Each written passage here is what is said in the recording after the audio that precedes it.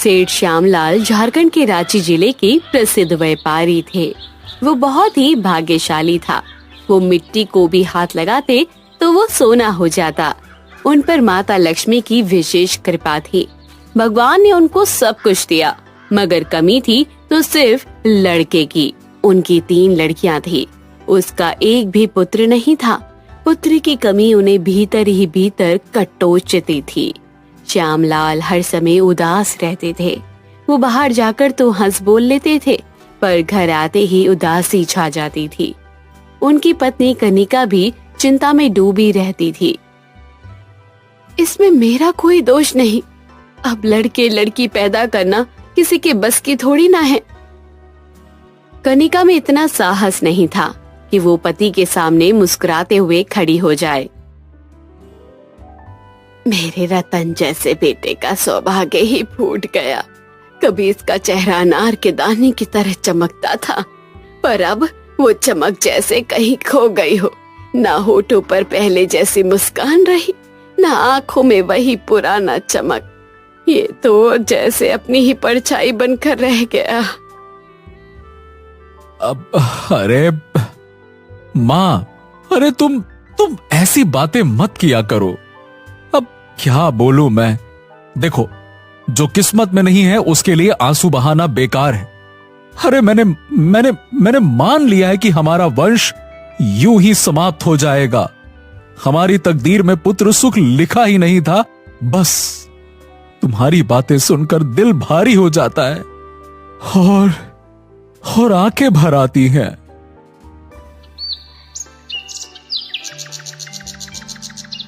एक दिन गली में एक बाबा आ पहुंचे। औरतों को मानो मनोरंजन का एक बहाना मिल गया। वो उत्साहित होकर अपने हाथ दिखाने लगी। कोई भविष्य के बारे में पूछ रही थी तो कोई अपने दुखों का हल बता रही थी। तभी भीड़ में खड़ी मालती अचानक बोल उठी, कनिका, जरा इधर आकर तू भी बाबा जी को अपना हाथ दिखा ले। देख तो सही तेरे भाग्य में क्या लिखा है। शायद कोई बड़ी बात पता चल जाए या तेरी परेशानियों का कोई हल मिल जाए। माँ जी, हाथ दिखाने से क्या होगा? हाथ दिखाने से तकदीर थोड़ा बदल जाएगी। जो किस्मत में लिखा है वो तो होकर ही रहेगा। मगर इसमें हर्जी क्या है? एक बार दिखा ले। कनिका सास के भय से बाबा के पास आ जाती है और बाबा जी के सामने हाथ दिखाती है। सब औरतें चुपचाप खड़ी होकर देखने लगती है। बाबा जी ने हाथ की रेखाओं को देखा और धीरे से कहा, ये रेखा। ओम नमः शिवाय, नमः शिवाय, नमः शिवाय। तुम्हारे घर में हमेशा किसी न किसी बात को लेकर कलेश बना रहता है। ना कभी शांति रहती है ना सुकून। बस हर वक्त तनाव और तकरार का माहौल रहता है। क्यों, मैंने सही कहा कि नहीं कहा? बताओ। ठीक कहा पंडित जी, लेकिन ये कलेश बाहरी नहीं बल्कि मन का है, जो भीतर ही भीतर हमें बेचैन करता रहता है। तुम्हारी बहू जब भी माँ बनती है तो उसे बेटियां ही बेटियां होती हैं, बेटा नहीं होता है। क्यों, सही कहा कि नहीं कहा मैंने? बताओ। देखा, यही तो विद्या की बातें हैं। जो जरा सा पढ़ लिख लेते हैं वो ज्योतिष शास्त्र को झूठा कहने लगते हैं। अब बताओ, जो बाबा जी ने कहा वो सच निकला कि नहीं? हाँ, और एक बात सुनो, ज्यादा नहीं कहूंगा लेकिन साफ कहूंगा, इसका पति भी बहुत दुखी रहता है। क्यों, सही कहा कि नहीं कहा? बताओ भला। हाँ महाराज, ये भी सच है। हाँ, तो इसके नक्षत्र देखकर मैं कह सकता हूँ कि इसके ज्यादातर नक्षत्र तो बड़े ही शुभ हैं। बस हाँ, एक ही नक्षत्र है जो अशुभ पड़ा है। यही सारी परेशानियों का जड़ है और उसी का परिणाम अब आप सबके सामने आ रहा है। ओम नमः शिवाय, ओम नमः शिवाय। झूठ न बुलवाए भगवान। यही है, यही वाला नक्षत्र है जो सारी परेशानियों का जड़ है। हाँ महाराज, ये तो अंतर्यामी है। अब जरा ये भी देख लें कि इसके भाग्य में पुत्र सुख लिखा है कि नहीं। बाबा ने गहराई से हाथ देखा, मन ही मन में कुछ गणना की, फिर गंभीर स्वर में बोले, नहीं, मैं साफ साफ कहना चाहूंगा कि नहीं, इसमें पुत्र सुख नहीं लिखा है। साधारण व्यक्ति होता तो डर के मारे प्राण ही छोड़ देता अपने, लेकिन भूत अरे भूत हमारा क्या बिगाड़ सकता है? हम चाहे तो पल भर में उसे भस्म कर सकते हैं, ऐसे ऐसे चुटकी बजा के भस्म कर सकते हैं। हमारे पास ऐसे ऐसे मंत्र हैं, ओम ह्रीं क्लीं ओम नमः शिवाय, ओम नमः शिवाय। हमारे शब्दों में अग्नि है, अग्नि। एक मंत्र पढ़ते ही भूत चीखते चीखते भाग जाएंगे। हाँ। कनिका की आंखें आशापूर्ण हो गई, जैसे देवी का वरदान मिल गया हो। सास का चेहरा भी आशा की आभा से लाल हो गया। उसे विश्वास हो गया कि अब जरूर लड़का होगा। बाबा ने जो कुछ भी मांगा उसे दे दिया गया।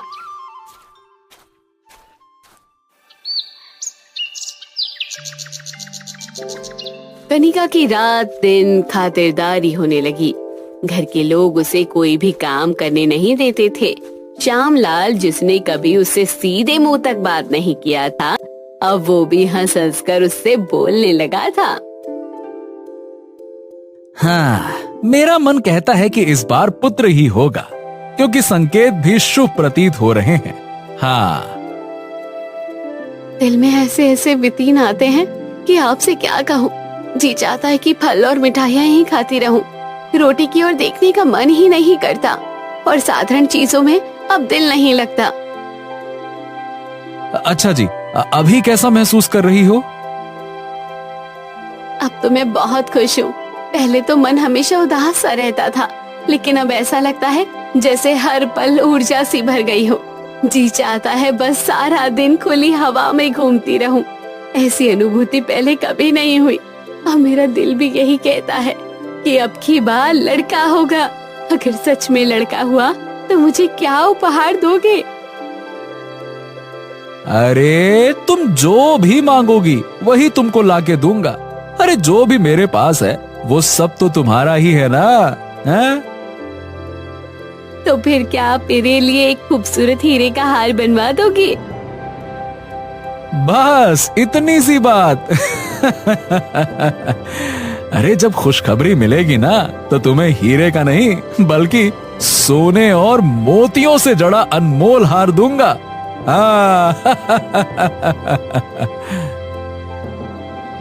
अरे छोड़ो, मैं तो बस आपका दिल ही परखना चाहती थी। मुझे किसी हार की जरूरत नहीं, बस तुम्हारी खुशी ही मेरे लिए सबसे बड़ा उपहार है। इस तरह धीरे धीरे 9 महीने बीत गए और बच्चे के जन्म का समय आ गया। श्यामलाल घबराहट में बाहर खड़े इधर उधर टहल रहा था। कुछ ही देर बाद अंदर से नवजात शिशु के रोने की आवाज आई। श्यामलाल की माँ मालती बाहर आई। उसकी आंखों में आंसू थे, लेकिन चेहरा गुस्से से भरा हुआ था, जैसे अग्नि में पानी की बूंदें जल रही हो।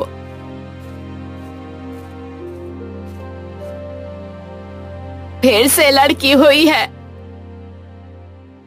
श्यामलाल का सिर घूमने लगा। वो काफी देर तक शांत रहा, फिर धीमे स्वर में बोला, अरे अरे अब तो मन करता है कि कहीं दूर चला जाऊं। यहाँ रहकर मेरे दिल को कभी सुकून नहीं मिलेगा। क्या करूं? धीरज रखो बेटा, घबराने से क्या होता है? अरे काश वो ज्योतिषी अब मुझे कहीं मिल जाए तो मैं उसका मुंह नोच लूं। अरे पहले ही मुझे उस पर भरोसा नहीं था, लेकिन आपकी बात मानकर चुप था। अरे मेरे हजारों रुपए यूं ही बेकार चले गए। कहता था कि अनुष्ठान करवाने से पुत्र होगा। बड़ा आया लालची कहीं का ढोंगी। अगर सच में ऐसा होता तो लोग मन्नतें क्यों मांगते फिरते? सब के सब अनुष्ठान ही ना करा लेते। एक अनुष्ठान कराओ लड़का हो गया, एक अनुष्ठान कराओ लड़की हो गई। जिसका जो मर्जी वो पैदा करते रहो। लालची और ढोंगी कहीं का। मुझे क्या मालूम था कि ये सब एक धोखा है। शायद किस्मत ने ही हमारे साथ छल कर दिया है। अरे माँ, अब मुझे जाने की अनुमति दो। मैं साधु बनकर कहीं दूर ही चला जाता हूँ, वरना यहाँ रहकर तो मैं यहाँ रहकर खुद को ही खो बैठूंगा। ये कैसी बात कर रहे हो तुम? तुम्हारा भाग्य खराब नहीं है। असल में तो बदकिस्मत वो बेचारी है जिसे राजमहल जैसा घर मिला, लेकिन फिर भी उसे सुकून का नसीब नहीं हुआ। तुम मेरी बात सुनो, अब दूसरी शादी कर लो। इससे पुत्र होने की कोई उम्मीद नहीं है। मैं बहुत सहन कर चुकी हूँ, लेकिन अब और नहीं सहा जाता। माँ माँ माँ, मैं मर जाऊंगा लेकिन दूसरी शादी नहीं करूंगा। अरे मैं आदमी हूँ, कोई निर्दयी राक्षस नहीं हूँ। अरे मैं ये नहीं कह रही कि उसे घर से निकाल दो, वो भी यहीं रहेगी। लोग दूसरी शादी शौक के लिए नहीं, बल्कि बेटे की चाह के लिए करते हैं। तुम्हें भी अपने भविष्य के बारे में सोचना चाहिए। कनिका चुपचाप लेटी लेटी सब सुन रही थी। पहले से ही उसका मन बहुत दुखी था, लेकिन ये बात सुनकर उसका दिल पूरी तरह से टूट गया। अब उसे यकीन हो गया कि दूसरा विवाह होकर ही रहेगा। इस विवाह को कोई नहीं रोक सकता।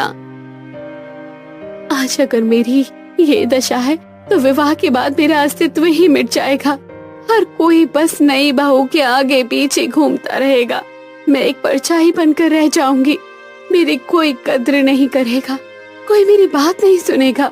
ये अपमान और तिरस्कार सहना मेरे बस की बात नहीं है। हे भगवान, अब तो मुझे उठा लो, और मैं सहन नहीं कर सकती। श्यामलाल की माँ ने जब ये शब्द सुने तो उन्हें गुस्सा आ गया, और उनका गुस्सा बहुत बढ़ गया। वो कनिका के सामने जाकर बोली, तेरे भाग में मौत नहीं, मौत तो हमारे भाग में है, जो सिर पर सवार होकर तुम राज कर रही हो और मेरी छाती पर मूंग दल रही हो। ये सब बातें श्यामलाल सुन लेता है। वो अंदर आकर प्यार से अपनी माँ को समझाता है। हाँ, माँ, मेरी बात सुनो। धैर्य रखो, धैर्य। लड़के और लड़कियां दोनों समान होते हैं। और माँ, आप गुस्से में आकर जो मन में आता है वो कह देती हो। आप जाइए यहां से, मैं बात करता हूं, ठीक है?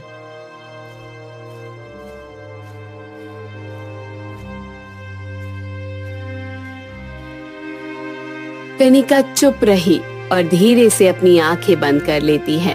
उसे लगा कि अब सब पराये हो चुके हैं। उसके लिए केवल उसका पति ही अपना है। श्यामलाल ने दूसरा विवाह कर लिया। कनिका पर दुखों का पहाड़ टूट पड़ा। अब उससे कोई सीधे मुंह बात नहीं करता था। घर में सब नई दुल्हन मायरा की सेवा में लगे रहते थे। अब वही घर की सब कुछ थी और कनिका कुछ भी नहीं थी। वो किसी काम में दखल नहीं देती थी, चुपचाप अपनी कोठरी में पड़ी रहती थी। एक दिन कनिका की तबीयत ज्यादा खराब थी, इसलिए नई बहू मायरा रसोई में खाना बना रही थी। इतने में उसकी सास मालती वहां आ गई। उसने नई बहू को रसोई का काम करते देखा तो तुरंत कनिका की कोठरी में चली गई। मालती कनिका की कोठरी में जाकर गुस्से में कहती है, परमात्मा करे ऐसी बहू किसी को ना मिले। खाने को तो हर दम तैयार रहती है, पर काम करने में ध्यान ही नहीं। नई बहू घर के काम में जुटी है और ये रानी आराम फरमा रही है। कोई देखे तो इसे क्या सोचे। कनिका चुपचाप माँ जी की सारी बातें सुन रही थी, लेकिन मालती और ज्यादा गुस्से में आ गई। क्या करूं माँ जी, मुझे तेज बुखार महसूस हो रहा है। अच्छा, मैं इन बहानों को अच्छी तरह से समझती हूँ। तुम चाहे जितना भी नाटक कर लो, लेकिन सच मुझसे छिपने वाला नहीं है। बुखार कुछ नहीं है, ये तो बस काम से बचने का एक बहाना है। माँ जी, मैंने आज तक कभी कोई बहाना नहीं बनाया। चाहे हालात कैसे भी रहे हो, मैंने हमेशा सच बोला और अपनी जिम्मेदारी को निभाने की पूरी कोशिश भी की है। अच्छा, तुम बड़ी सावित्री बनी फिरती थी, अब बहाना क्यों बनाने लगी? कल शाम तक तो तुझे कोई बुखार नहीं था, फिर अचानक आज कैसे आ गया? मुझे क्या पता था, पर रात से ही पूरे बदन में अजीब सा दर्द हो रहा है। कहीं ऐसा ना हो कि मुझे निमोनिया ना हो जाए। अगर हो जाए तो अच्छा ही है, मगर निमोनिया भी नसीब वालों को होता है, अभागों वालों को तो नसीब ही नहीं होता। हे भगवान, आखिर सारी मुसीबतें मुझे को ही झेलनी है, तो मुझे मार ही दो ना, इस झंझट को खत्म ही कर दो। मालती का गुस्सा और भड़क उठा और उसने गुस्से में कह दिया, तू तो बस लड़ने का मौका ढूंढती है। मैंने कब कहा कि तुझे मर जाना चाहिए? मैं आपकी बातों का क्या मतलब निकालूं? हमेशा मैं ही गलत क्यों ठहराई जाती हूँ? मैं भी इंसान हूँ, मेरी भी तकलीफें हैं, लेकिन आपको तो बस इल्जाम लगाना आता है। शायद मेरा दिमाग फिरा हुआ है जो आपसे बहस कर रही हूँ। अगर मेरा सच में दिमाग फिरा होता तो तेरे जैसी कमजोर लड़की से अपने बेटे का ब्याह क्यों करवाती? लेकिन किस्मत भी अजीब खेलती है ना, कभी कभी बेकार का पत्थर भी घर की दीवार में लग जाता है ना।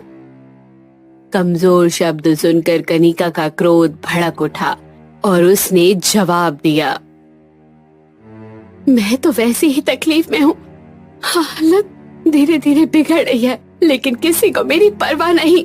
इलाज की सोचने के बजाय बस लड़ाई झगड़े में ही आपका ध्यान लगा हुआ है। मालती ये सुनकर और आग बबूला हो गई। उसे गहरा अपमान महसूस हुआ और गुस्सा और बढ़ गया। परमात्मा ऐसी सास किसी दुश्मन को भी ना दे।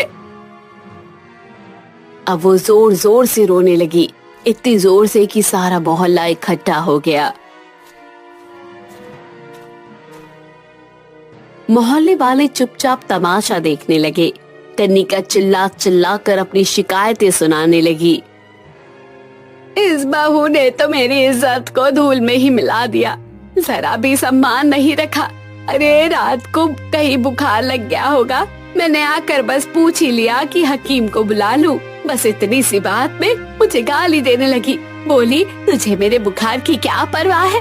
अब तुम्हें तब मालूम होगा जब तुम्हारे बेटे और बहू को बुखार चढ़ेगा। मोहल्ले की औरतें चुपचाप सुन रही थी, मगर कोई कुछ नहीं बोला। मैंने कहा, मुझे चाहे जितनी भी गालियां दे लो, लेकिन उस निर्दोष का क्या कसूर? इतने में ही नाम ले लेकर रोने लगी और मुझे कोसने लगी। अब तुम लोग ही कहो, मेरा क्या दोष था? मोहल्ले की सभी औरतें चुप थी। वो जानती थी कि कनिका ऐसी औरत नहीं है, मगर फिर भी उन्होंने मुंह से कुछ नहीं कहा। उनके दिल कह रहे थे कि सास जानबूझकर कनिका को बदनाम कर रही है, मगर कोई बोलने का साहस नहीं कर सका। पूरा दिन बीत गया, लेकिन कनिका को कोई दवा नहीं मिली, ना ही कोई उसे देखने आया। रात को तेज बुखार के कारण उसकी मृत्यु हो गई। उसी रात उसकी नवजात बेटी को दूध नहीं मिला, जिससे उसकी भी मृत्यु हो गई।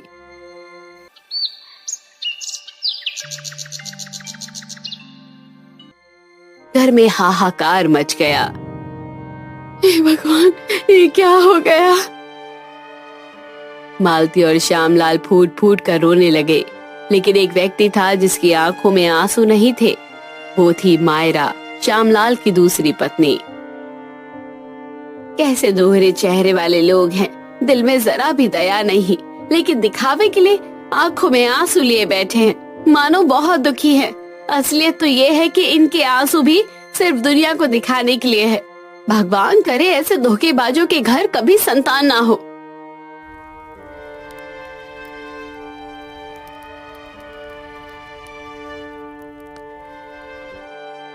जब कनिका का अंतिम संस्कार करके श्यामलाल घर लौटे तो उन्होंने देखा कि उनकी तीनों छोटी बेटियों ने अपनी माँ के वियोग में प्राण त्याग दिए हैं। तो पूरा घर मातम में डूब चुका था, लेकिन एक व्यक्ति इस सब के बीच भीतर ही भीतर प्रसन्न था। वो थी मालती।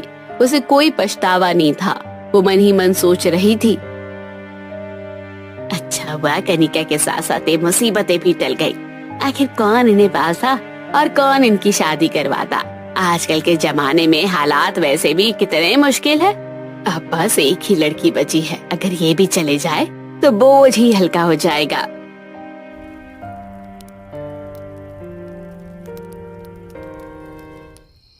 समय बीतता गया, सब कुछ सामान्य होने लगा। कुछ महीने बाद श्यामलाल का साला अंशुमन घर आया। उसने कनिका की बेटी के बारे में बात की। अरे मौसी जी, अगर आपकी अनुमति हो तो मैं कनिका की बेटी को अपने साथ ले जाना चाहता हूँ। वो क्या है ना कि वो अभी छोटी है, अपनी माँ को याद करके तड़पती होगी। अब कुछ दिन मेरे पास रहेगी तो उसका भी मन बहल जाएगा और उसे थोड़ा सहारा भी मिल जाएगा। क्या कहती हैं? मालती के लिए सुनहरा मौका था जिसे वो गंवाना नहीं चाहती थी। वो तुरंत तैयार हो गई, मानो इसी पल का वो इंतजार कर रही हो। बेटा, हम कौन होते हैं तुम्हें रोकने वाले? ले जाओ। यहाँ पर वो सारा दिन अपनी माँ के बारे में ही पूछती रहती है। मामा के घर जाएगी तो उसका मन भी लगा रहेगा। अंशुमन बच्ची को लेकर चला गया। मालती ने चैन की सांस ली। समय बीतता गया और वो समय भी आ गया जिसका सभी को इंतजार था। मायरा के प्रसव का समय। श्यामलाल घबराए हुए घर के बाहर खड़े थे। हे भगवान, हे भगवान, हे भगवान, कृपा करो। आपके बिना और किसी का सहारा नहीं है। कृपा करो भगवान, कृपा करो। इतने में मालती कमरे से बाहर आई। श्यामलाल बेचैनी से उसकी तरफ बढ़ने लगा। क्या हुआ माँ? लड़का हुआ है। श्यामलाल और मालती की खुशी का ठिकाना न रहा। उन्हें लगा जैसे उनकी सारी मुरादें पूरी हो गई हो। हाँ? हे भगवान, हे भगवान, अरे देर से ही सही, लेकिन आपने आज मेरी प्रार्थना सुन ली, सुन ली।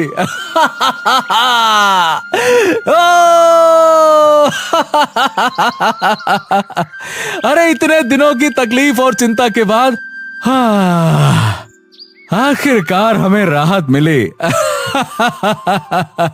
अरे अब मुझे जीवन से और कुछ नहीं चाहिए, बस आपका आशीर्वाद बना रहे भगवान। बहुत बहुत धन्यवाद, बहुत बहुत धन्यवाद। आनंद ही आनंद। समय बीतता गया। 5 साल गुजर गए। एक दिन श्यामलाल घर में बैठकर शराब पी रहा था। उनका बेटा राजू उन्हें ध्यान से देख रहा था। तभी मायरा वहां पहुंच गई। माँ, पापा ये क्या कर रहे हैं? ये हर रोज पापा रात को क्या पीते हैं? मायरा अपने बेटे के सवाल पर चौंक गई। कुछ नहीं बेटा, तुम्हारे पापा सारा दिन काम करके थक जाते हैं ना, इसलिए वो शाम को जूस पीते हैं। इससे उनकी थकान उतर जाती है और उन्हें अच्छे से नींद आती है। अच्छा माँ, जूस पीने से नींद अच्छी आती है क्या? हाँ बेटा, जूस पीने से अच्छी नींद आती है। तो माँ, मुझे भी जूस पीना है। मुझे भी रात को नींद नहीं आती है। मुझे भी जूस पीना है। नहीं बेटा, अभी तुम छोटे हो और छोटे बच्चे जूस नहीं बल्कि दूध पीते हैं ताकि वो स्वस्थ और मजबूत बन सके। जब तुम बड़े हो जाओगे तब जितना चाहो जूस पी सकते हो, लेकिन अभी तुम्हारे लिए दूध ही सबसे अच्छा है। लेकिन राजू के दिमाग में उसकी माँ की ये बातें बस गई कि जूस पीने से अच्छी नींद आती है। समय बीतता गया। अब राजू 20 साल का हो चुका था। उसे शराब और जुए की बुरी लत लग चुकी थी। वो सब कुछ तहस नहस कर चुका था, यहाँ तक कि उसने अपने माँ बाप को मारने की धमकी देकर उनका घर तक बेच दिया था। दूसरी ओर अंशुमन ने श्यामलाल की छोटी बेटी को खूब पढ़ाया लिखाया। वो इतनी काबिल बन गई कि वो डॉक्टर बन गई। लेकिन जब उसे अपने असली घर की सच्चाई पता चली तो वो खुद को रोक नहीं पाई और अपने माँ बाप के पास आ गई। डॉक्टर बेटी अपने पिता की हालत देखकर भावुक हो जाती है। माँ पापा, मैंने सुना है कि हमारे घर की हालत बहुत खराब हो गई है। ये सब कैसे हुआ? और पापा, आपने ये अपना हाल क्या बना लिया है? आपने मुझे एक भी बार नहीं बताया। श्यामलाल अपनी बेटी की बात सुनकर भावुक हो जाता है और उनकी आंखों से आंसू बहने लगते हैं। वो अपने किए पर गहरा पछतावा महसूस करता है, लेकिन सब कुछ बदल पाना उनके हाथ में नहीं था। अरे बेटी, अरे मैं क्या बताता, ये सब मेरे ही कर्मों का फल है। अरे बेटे की चाहत में मैंने तुम्हारी 3 बहनों को खो दिया, तुम्हारी माँ को खो दिया। अरे देख लो दुनिया वालों, देख लो, अरे बेटे होने का नतीजा।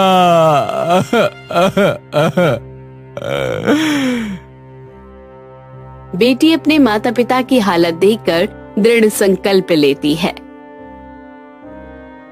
पापा मम्मी, आप मेरे साथ चलो, मैं इस तरह आपको दर दर की ठोकरें नहीं खाने दूंगी। बेटी, तू हमारे लिए इतना सोचती है, वही हमारे लिए सबसे बड़ा सहारा है। लेकिन क्या समाज हमें अपनाने देगा? क्या लोग ताने नहीं मारेंगे? पापा, समाज की परवाह मत करिए। जिन लोगों ने आज तक हमारा दर्द नहीं समझा, उनकी बातें हमारे लिए कोई मायने नहीं रखती। मैं आपकी बेटी हूँ और आपको हर हाल में इज्जत और आराम की जिंदगी दूंगी। बेटा, तेरा प्यार ही हमारी सबसे बड़ी दौलत है। इसके बाद डॉक्टर अपने माता पिता को अपने साथ ले जाती है।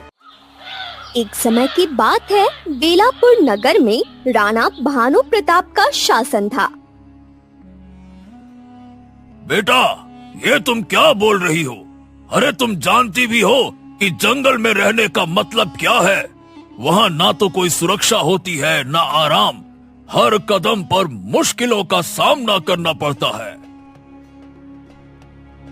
आपने कहा था कि मैं अपना पति स्वयं चुन सकती हूँ, कहा था ना? याद है ना आपको पिताजी? और अब आप अपने वचन से पीछे हट रहे हैं। तभी वहाँ पे राजगुरु आते हैं। उनकी चाल में गंभीरता और चेहरे पर अनुभव की गहरी झलक है। वे राजकुमारी की तरफ देखते हैं और बोलते हैं, बेटा, तुम्हारे पिता अपना वचन नहीं तोड़ रहे हैं। वो मुझसे सत्यवान के बारे में पूछ रहे थे, जिससे तुम विवाह करना चाहती हो।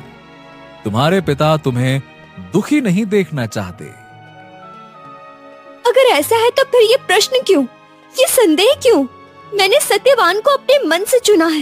मैं जानती हूँ कि उनका जीवन कठिन है, लेकिन वो सच्चे, विनम्र और दृढ़ चरित्र के व्यक्ति हैं। देखो, सत्यवान कोई आम लड़का नहीं है। वो बड़े प्रतिष्ठित वंश का राजकुमार है। वो बुद्धिमान है, वो साहसी है और पितृभक्त भी है।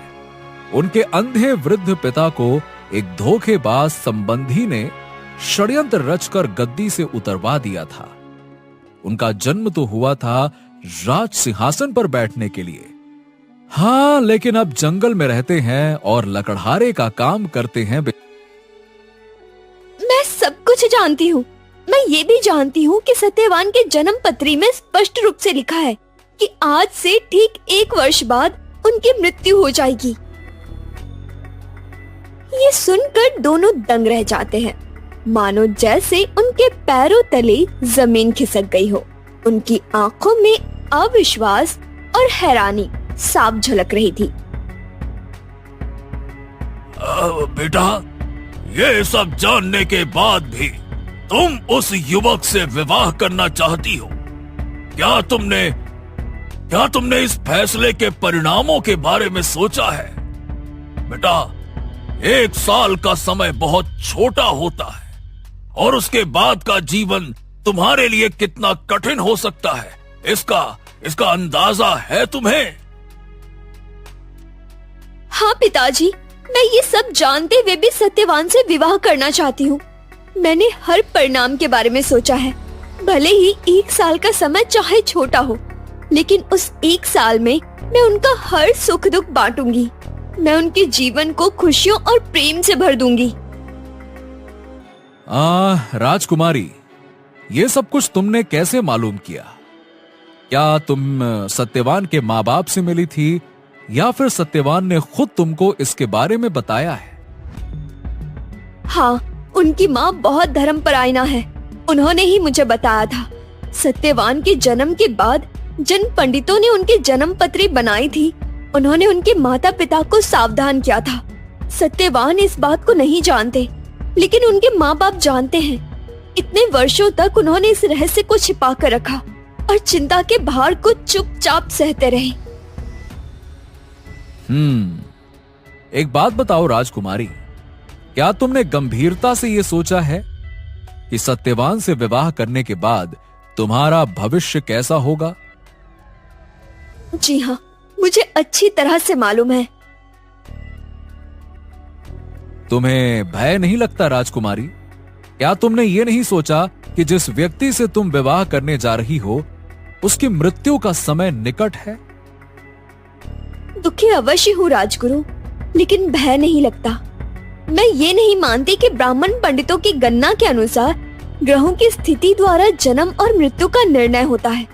हम मनुष्य एक दूसरे के जीवन को प्रभावित करते हैं। यदि मैं सत्यवान से विवाह करूंगी तो मेरे भाग्य का प्रभाव उसके जीवन पर पड़ेगा, और कौन जाने क्या हो सकता है कि होने को रोका भी जा सके। राजन, अब तुम इस विवाह में कोई रुकावट मत डालो, क्योंकि ये समय निर्णय का है, ना कि संकोच का। राजकुमारी का मन पहले ही इस विवाह के लिए दृढ़ है और उसे अपनी राह में कोई विघ्न नहीं चाहिए। तुम जानते हो कि उसके लिए ये केवल एक प्रेम का निर्णय नहीं, बल्कि एक साहसिक और आत्मनिर्णय का सवाल है। ये सुनकर राजकुमारी बहुत खुश हो गई और उनकी आंखों में आशा और विश्वास की चमक आ गई। उन्होंने हाथ जोड़कर सिर झुकाकर सम्मान पूर्वक राजगुरु से आशीर्वाद लिया। राजकुमारी, मैं केवल एक ब्रह्मचारी हूं, लेकिन मेरा आशीर्वाद तुम्हारे साथ है। मैं ईश्वर से यही प्रार्थना करूंगा कि तुम्हारा भाग्य उज्जवल हो और सत्यवान की रक्षा करने में तुम्हारी शक्ति और धैर्य बढ़े। तुम्हारा प्रेम और समर्पण ही सत्यवान को हर संकट से उबारने में सक्षम होगा। राजकुमारी राजगुरु का आशीर्वाद लेकर निश्चल मन से वहां से चली जाती है।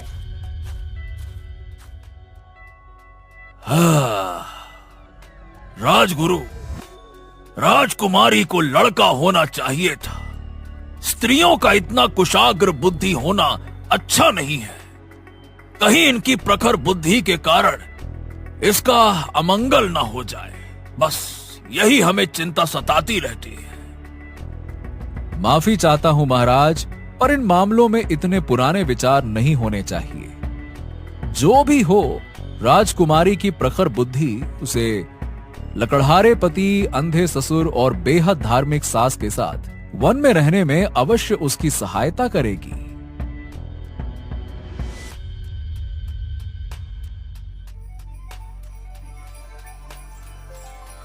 सत्यवान का विवाहित जीवन बहुत सुखी था। राजकुमारी को तो लगता था कि जितना सुख वन में है उतना महल में नहीं। जब भी सूर्योदय होता और पक्षी चहचहाने लगते, वो शांति और सुंदरता में खो जाती। सत्यवान के साथ समय बिताना उसे अपने जीवन का सबसे बड़ा सुख लगता था। सास ससुर के साथ संबंध भी अत्यधिक मधुर थे। वो उसे इतना लाड प्यार करते थे कि वो माता पिता के वियोग का दुख भी सहन कर पा रही थी। स्वच्छ और शांत वातावरण में दिन बेतहाशा खुशी से गुजरते गए। आखिरकार वो दिन आ ही गया जिसका सबको डर था। रोज की तरह सूरज की पहली किरणें जंगल को जलाने लगी और पंछियों की मधुर चहचहाहट वातावरण में गूंज रही थी। लेकिन सत्यवान के माता पिता के चेहरे पर गहरी उदासी छाई हुई थी। वे अपने मन की वेदना को छिपाने का प्रयास कर रहे थे, परंतु उनकी आंखों में नमी और चेहरे पर चिंता साफ झलक रही थी। राजकुमारी भी अपनी दिनचर्या में व्यस्त थी। लेकिन आज उसका मन अजीब बेचैनी से भरा हुआ था। बस चुपचाप अपने काम में लगी रही, जैसे वो अपने भीतर के भय को दबाने की कोशिश कर रही हो। इस बीच सत्यवान जंगल में लकड़ियां काटने के लिए तैयार हो रहा था। मैं भी आज तुम्हारे साथ जंगल चलूंगी। मुझे ऐसा लग रहा है कि तुम्हारे बिना मेरा मन कहीं नहीं लगेगा। अरे आजकल धूप बहुत तेज है और तुम्हारी तो आदत है इधर उधर घूमने की। अरे कहीं खो गई तो? आज मैं कहीं नहीं जाऊंगी, बस बैठी बैठी तुम्हें देखती रहूंगी। उसको अपने साथ क्यों नहीं ले जाते बेटा? अरे क्यों माँ, आज सवेरे सवेरे अपनी बहू से छुटकारा पाना चाहती हो क्या? क्यों? नहीं, मैं अपने बेटे को समझाने की कोशिश कर रही हूँ कि कभी कभी पत्नी को दुलार करना चाहिए। इस बेचारी के दिल बहलाने को यहाँ क्या रखा है? हाँ हाँ ठीक है माँ, ठीक है। अगर तुम इतनी बार कह रही हो तो ठीक है, इसे आज मैं अपने साथ ले जाता हूँ।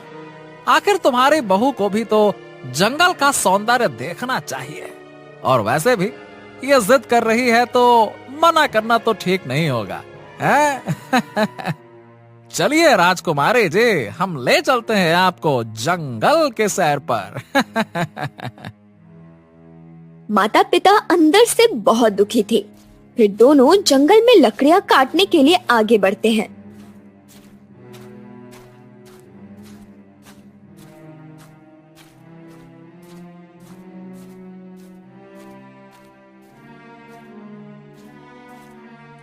जंगल में पहुंचकर सत्यवान ने एक पेड़ चुना और कुल्हाड़ी से उसे काटने लगा। राजकुमारी सतर्क नजरों से आसपास देखती रही, ये सोचते हुए कि कहीं मृत्यु सांप या जंगली पशु के रूप में ना आ जाए। अचानक सत्यवान ने अपना सिर थामा और लड़खड़ाने लगा। ओह! अरे अरे मेरे सिर में भयंकर पीड़ा हो रही है। अरे अरे ऐसा लग रहा है कि जैसे जैसे कोई अरे रे जैसे कोई भारी पत्थर मेरे सर पर रखा हो। यह दर्द बड़ा असहनीय है। इतना कहकर सत्यवान मूर्छित होकर जमीन पर गिर पड़ा।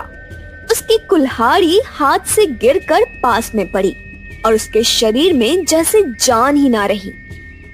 राजकुमारी ने तुरंत अपने पति का सिर अपनी गोद में रख लिया और इधर उधर देखने लगी, मानो किसी से सहायता की उम्मीद कर रही हो।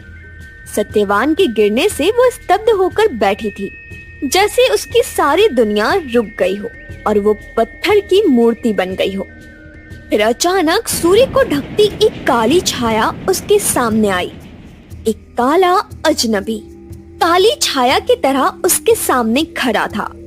राजकुमारी ने सिर उठाकर देखा तो उसके सामने यमराज खड़े थे। क्या आप मृत्यु के देवता हैं? मैंने आपके बारे में बहुत सुना है, लेकिन आज पहली बार आपको खुद देख रही हूँ। क्या आप हर एक के प्राणों को स्वयं लेकर जाते हैं? हाँ, हम मृत्यु के देवता हैं और खास लोगों के प्राण लेने के लिए हम स्वयं आते हैं। यदि सत्यवान खास लोगों में से थे, तो इतनी कम उम्र में उनका जीवन क्यों लिया गया? और उन्होंने तो कोई अपराध भी नहीं किया था। मृत्यु कोई दंड नहीं है, बल्कि ये शाश्वत चक्र है बेटा, जिसका हिस्सा हर जीव को बनना पड़ता है। मृत्यु अगर दंड नहीं, तो किस जीवन का कब अंत होगा, इसका फैसला कौन करता है? किसी के जन्म के समय उसकी मृत्यु का फैसला कर लेना तो अन्याय है, और फिर इसमें कोई भी तर्क नहीं है। ये समझना सरल नहीं है राजकुमारी। जीवन और मृत्यु का चक्र इतना गूढ़ और अन्वेषणीय है कि इसे केवल आत्मा ही समझ सकती है। जो व्यक्ति इस चक्र को समझने का प्रयास करता है, वो भ्रमित हो जाता है। यमराज ये कहकर जाने लगे और राजकुमारी उनका पीछा करने लगी।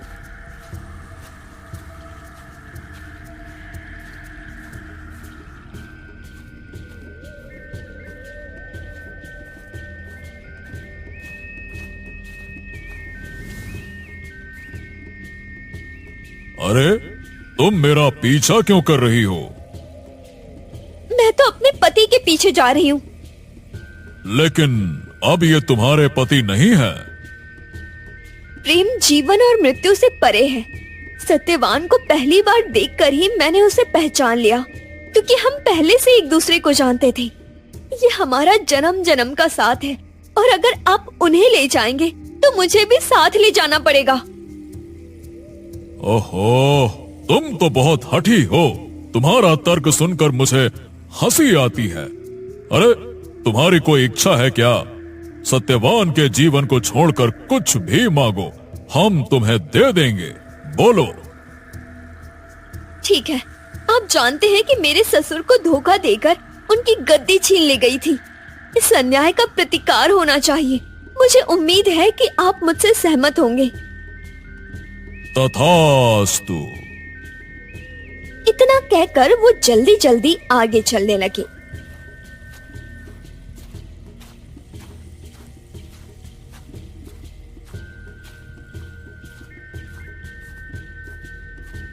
कुछ दूर जाकर मुड़े और देखा कि राजकुमारी अब भी उनके पीछे आ रही थी। उनके तलवे कांटों और कंकड़ों से छीलकर लहूलुहान हो गए थे। अरे फिर तुम चाहती क्या हो राजकुमारी? यदि तुम अपने पति का जीवन चाहती हो तो तुरंत इस विचार को छोड़ दो, क्योंकि यह संभव नहीं है। यम ना तो अपना वचन तोड़ता है और ना ही किसी का जीवन लौटाता है। समझ गई? ओह, ये बात है। बड़ी दिलचस्प बात है। लेकिन तब तो आपको पक्का विश्वास होगा कि आप जो कुछ करते हैं ठीक करते हैं, है ना? इसमें ठीक और गलत का कोई प्रश्न नहीं। अजीब बात है। बचपन से ही ये सिखाया गया है कि हमेशा सही करना चाहिए, गलत नहीं। लेकिन शायद ठीक या गलत सिर्फ इंसानों के लिए होता है, देवताओं के लिए नहीं। लेकिन मृत्यु की बात अलग है। कैसे? मुझको तो ये ठीक लगता है कि जो बात जीवन पर लागू होता है वो मृत्यु पर भी लागू होना चाहिए। तुम हर बात को इस तरह से तोड़ मरोड़ देती हो कि ये तर्कपूर्ण लगने लगती है। क्षमा चाहती हूँ, मैं अपनी बात दूसरे तरीके से कहूँगी। अगर हम जीवन भर सही काम करने का प्रयास करते हैं तो ये उचित है कि नहीं? ठहरो, अगर हम तुम्हें एक और वरदान दें तो क्या तुम हमारा पीछा करना छोड़ दोगी? तो क्या आप मुझको एक और वरदान देंगे? कितने उदार और दयावान हैं आप। लेकिन याद रखना, सत्यवान का जीवन मत मांगना, ठीक है? नहीं नहीं, जरा सोचने दीजिए। पहले वरदान में ही कुछ और मांगना चाहती थी। हाँ, सास ससुर के लिए। उनका राजपाट तो आपने वापस दिला दिया, लेकिन वे अंधे हैं। अंधा राजा प्रजा के लिए क्या कर सकेगा? तुम्हारे ससुर की आंखें बिल्कुल ठीक हो जाएंगी। तथास्तु। मुझे खुशी है कि ससुर की आंखों की याद आ गई। अगर ये याद ना आती तो तेजना में ना जाने क्या मांग बैठती। क्या मांग बैठती? अपने पिता और ससुर के राज्यों के लिए वैभव और सुख। पर अब सोचती हूँ, अच्छा हुआ ये वरदान नहीं मांगा। राज्यों को वैभव देना राजा का कर्तव्य है, ताकि वो अपनी प्रजा को सुखी बनाए, है ना? बात तो तुम्हारी बिल्कुल सही है। राजा की जिम्मेदारियाँ बड़ी हैं। महल में रहना, दरबार लगाना, कर वसूलना ही काफी नहीं। उसे कानून का पालन, प्रजा की भलाई, पड़ोसियों से शांति और सबके लिए भोजन, कपड़ा, आश्रय सुनिश्चित करना होता है। साथ ही बोलने की आजादी भी हो, ताकि वो स्वेच्छारी ना बने। बिल्कुल सही कह रही हो तुम। न्याय और स्वाधीनता की परंपरा पुस्तकों में लिखे कानून से कहीं ज्यादा महत्वपूर्ण है।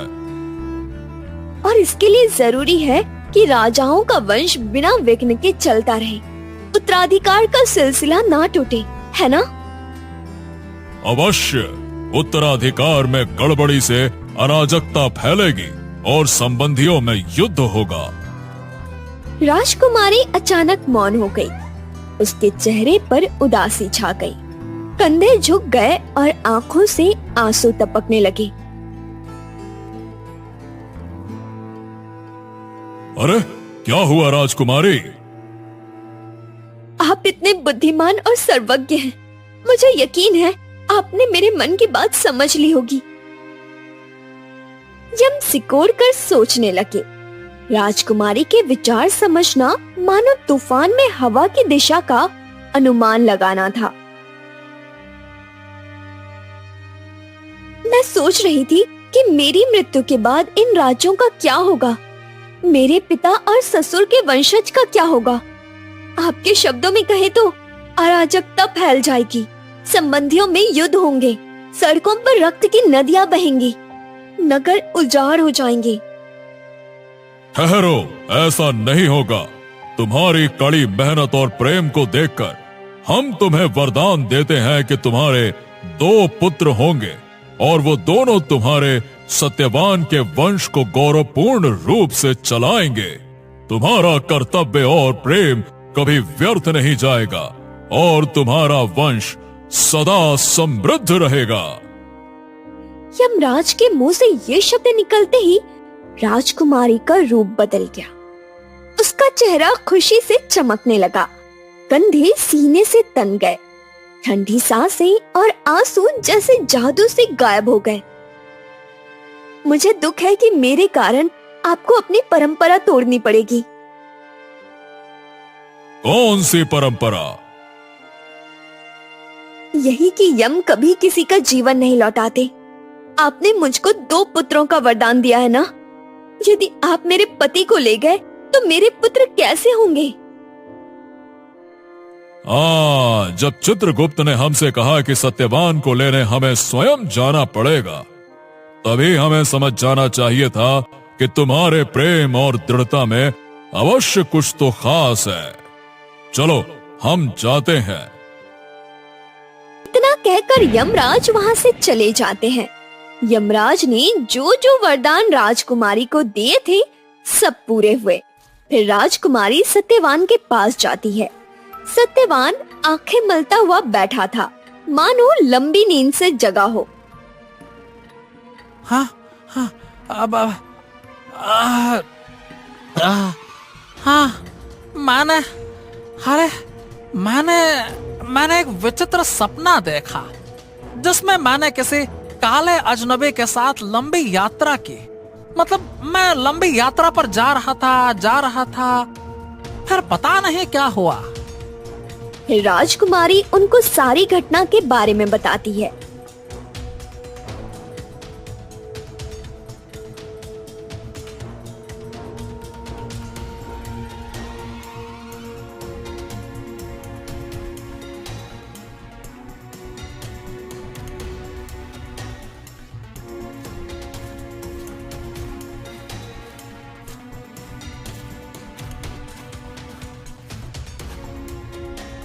जैसे ही दोनों वापस घर जाते हैं तो सत्यवान के पिता को आंखें भी मिल गई और खोया हुआ राजपाट भी।